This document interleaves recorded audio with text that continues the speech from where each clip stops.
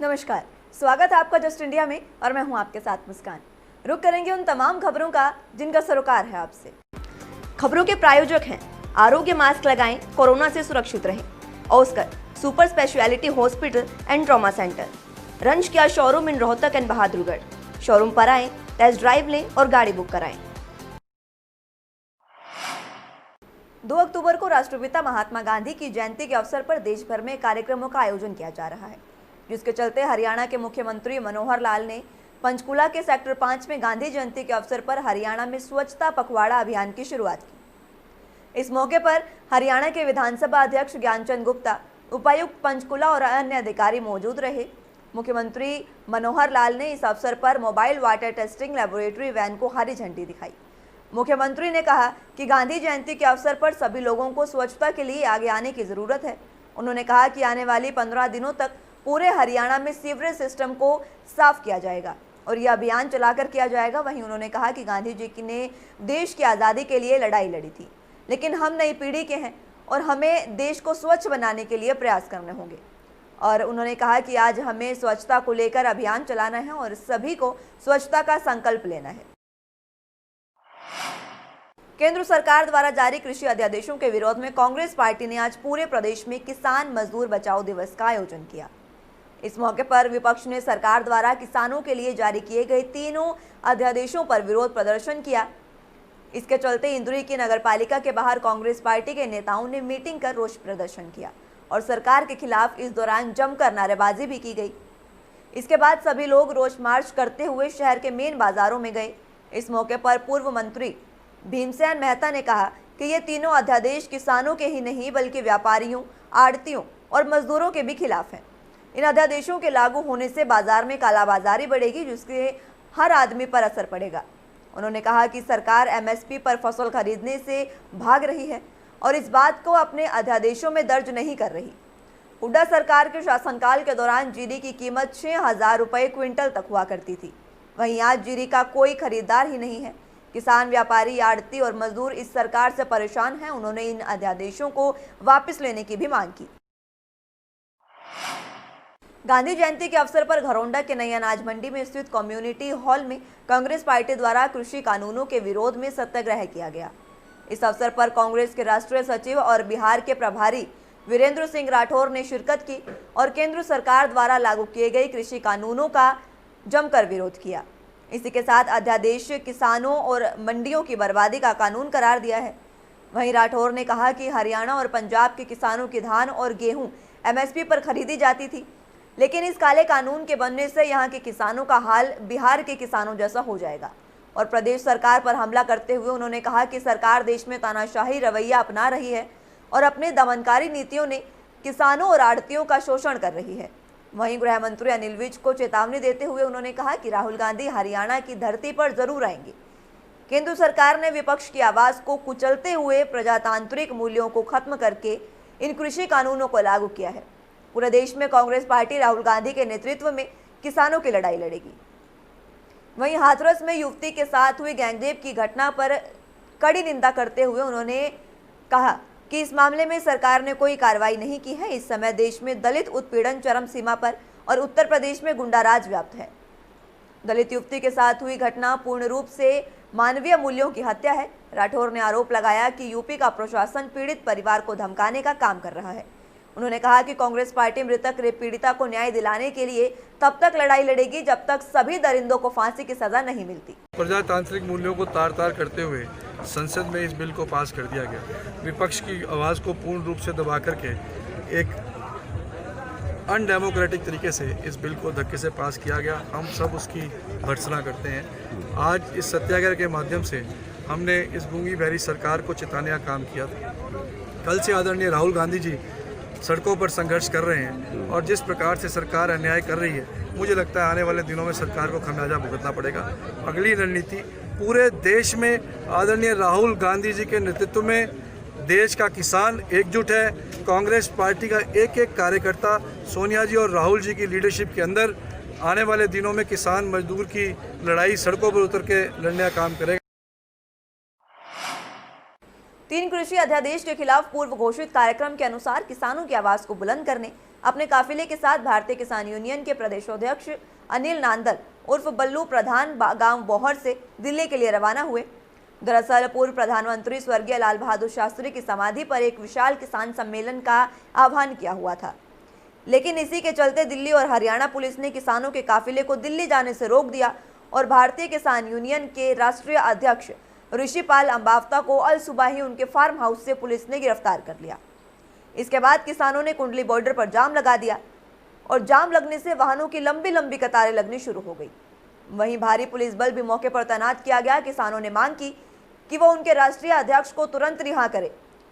जब पुलिस ने किसानों की बात मानी और उनके राष्ट्रीय अध्यक्ष को रिहा किया, तब जाकर करीब 2 घंटे बाद ये जाम खुला। वहीं उन्होंने पिछले दिनों हाथरस में हुई घटना की कड़े शब्दों में निंदा की और कहा कि हाथरस की बेटी के साथ हुई नाइंसाफी ने सारे देश को झकझोर कर रख दिया है। इस घटना से साबित होता है कि आज देश और प्रदेश में बेटियां सुरक्षित नहीं हैं। उन्होंने कहा कि इस घटना में बेखौफ अपराधियों ने न सिर्फ मानवता की सारी हदें पार कर दी और इस घटना से पूरे देश में गुस्से की लहर भी दौड़ गई है। यूपी के हाथरस में हुए गैंगरेप को लेकर प्रदेश के लोगों में सरकार के खिलाफ जमकर रोष प्रदर्शन किया, जिसके बाद भवानीखेड़ा के चांग में शाम को अंबेडकर युवा क्लब, वाल्मीकि युवा क्लब संगठन और संगठनों ने केंद्र सरकार, यूपी सरकार और प्रशासन के खिलाफ प्रदर्शन करते हुए कैंडल मार्च निकाला। इस मौके पर दलित समाज के लोग और संगठनों के कार्यकर्ता गांव चांग की अंबेडकर लाइब्रेरी में एकत्रित हुए और वहां पर बैठक करने के बाद पूरे बाजार और गांव के मेन चौक चौराहों पर प्रदर्शन करते हुए वापस अंबेडकर लाइब्रेरी में पहुंचे। वहीं अंबेडकर युवा क्लब के कार्यकर्ता ने सरकार पर आरोप लगाते हुए कहा कि एक दलित युवती के साथ गैंगरेप कर हत्या करने वाले आरोपियों को पुलिस ने अभी तक पकड़ा नहीं है, जिससे यूपी सरकार की दलित विरोधी चेहरा उजागर होता है। और इसके बाद युवती के माता पिता से पूछे बिना रात को युवती का दाह संस्कार कर दिया गया, जिससे साफ जाहिर होता है कि यूपी और केंद्र की सरकार अपराधियों को बचाना चाहती है।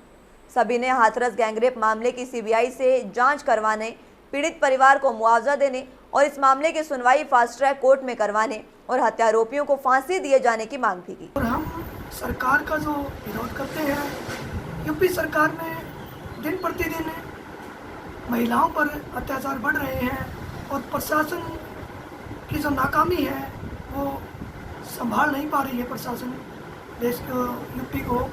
और मैं सरकार से चाहता हूँ कि मनीषा के घरवालों को प्रोटेक्शन मिले और सीबीआई जांच हो पूरे मामले की। यूपी में राष्ट्रपति शासन लागू होना चाहिए। देश में कोरोना मरीजों का आंकड़ा 63,91,960 हो गया है। गुरुवार को 81,693 नए मरीज मिले और 78,646 लोग रिकवर हुए हैं। 1,096 की मौत हो गई है। मरने वालों की संख्या 99,804 हो गई है।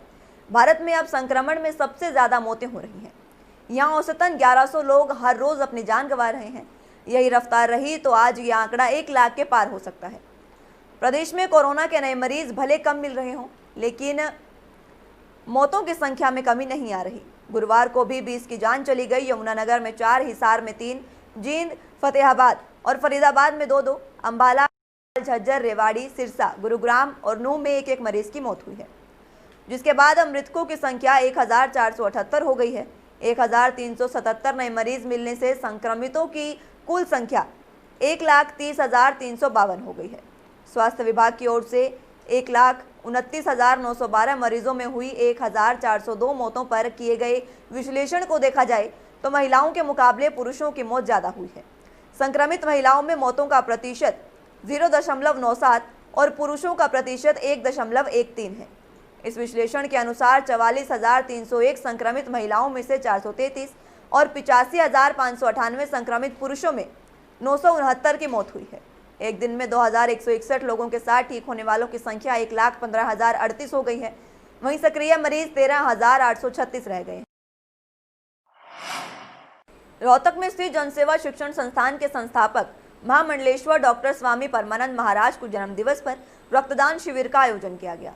रक्तदान शिविर में मुख्य अतिथि के तौर पर रोहतक से सांसद अरविंद शर्मा ने शिरकत की और परमानंद महाराज को जन्म दिवस की शुभकामनाएं दी। इस मौके पर शहर के सैकड़ों लोगों ने शिविर में भाग लिया और रक्तदान किया। इस कार्यक्रम का आयोजन भिवानी रोड पर स्थित खुशबू गार्डन में किया गया। इस दौरान सांसद अरविंद शर्मा ने लोगों को रक्तदान के बारे में जागरूक करते हुए कहा कि रक्तदान महादान है। रक्तदान करने से हम कई जरूरतमंद लोगों की सहायता कर सकते हैं। वहीं कृषि अध्यादेशों का समर्थन करते हुए उन्होंने कहा कि तीनों अध्यादेशों कि ये जो अध्यादेश हैं वो किसानों के समर्थन में हैं और जल्द ही प्रदेश की सभी मंडियों में फसल की खरीद शुरू हो जाएगी। वहीं विपक्ष पर हमला करते हुए उन्होंने कहा कि विपक्ष द्वारा किसानों को भ्रमित किया जा रहा है। उन्होंने किसानों से कृषि अध्यादेशों का समर्थन करने की अपील भी की। प्रदेश में आपराधिक घटनाएं लगातार बढ़ती जा रही हैं। इसी कड़ी में गुरुग्राम के सोहना के तेथड़ गांव में 2 गुटों में आपसी मारपीट का मामला सामने आया है। बताया जा रहा है कि झगड़ा पूर्व सरपंच और मौजूदा सरपंच के बीच जमीनी विवाद को लेकर हुआ, जिसमें गांव के सरपंच नरेश ने पूर्व सरपंच पर गांव के लोगों पर मारपीट करने का आरोप लगाया। वहीं सरपंच के प्रतिनिधि और ग्रामीणों का कहना है कि पूर्व सरपंच और उसका परिवार सोहना के विधायक का नाम लेकर मारपीट कर रहे हैं। सरपंच द्वारा गाँव के विकास के लिए सड़कों का निर्माण कराया जा रहा है, जिसे पूर्व सरपंच विधायक का नाम लेकर काम को रुकवाने की कोशिश भी की गई है।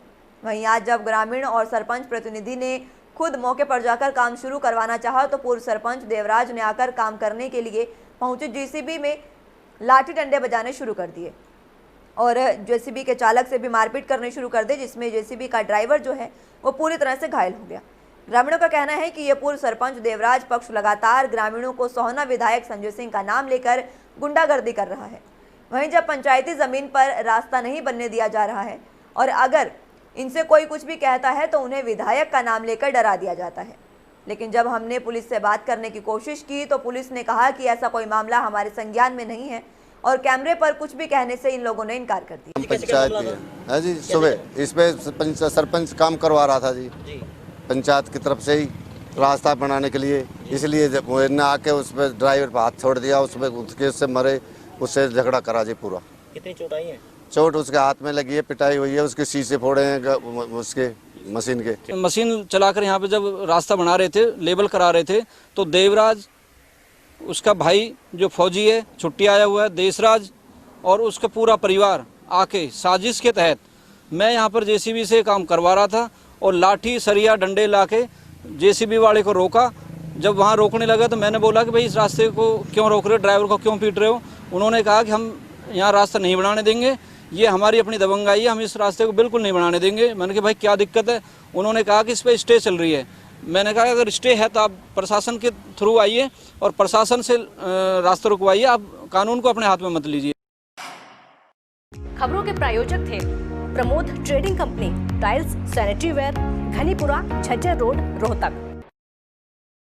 Asian colour coated Ispat limited. Be Fast Fit, India's fastest growing fitness chain, now at Rohtak D Park. Corona महामारी से लड़ने के लिए आरोग्य मास्क लाया है आपके लिए सबसे आधुनिक मास्क। इसके साथ ही आपको मिलेगी आधुनिक पीपीई किट, वो भी बहुत ही सस्ते रेट पर। contact@arogyamask.com पर जाएं और हमसे संपर्क करें या फिर www.arogyamask.com से जुड़े। इसके साथ ही आप हमें कॉल कर सकते हैं। हमारा पता है Anand international, plot number 181, sector 25, Panipat, Haryana.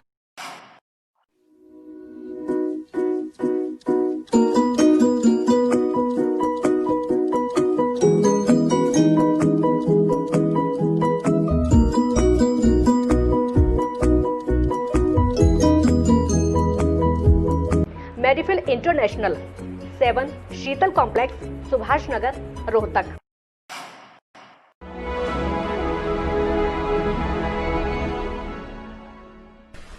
चाचा, आपने नया घर बनवाया है तो घर की छत पर कौन सी शीट लगवाई है? बेटा, मैंने अपने घर की छत पर एशियन शीट लगवाई है क्योंकि वो कभी न मिटने वाले ओरिजिनल निशान की चादरें हैं। साथ में ISI का चिन्ह, 5 साल की वारंटी के साथ साथ पैसों का सही मूल्य देने वाली वही इकलौती शीट्स हैं। क्योंकि नाम नहीं, पहचान जरूरी है। फिलहाल के लिए इतना ही। जुड़े रहिए जस्ट इंडिया के साथ। नमस्कार।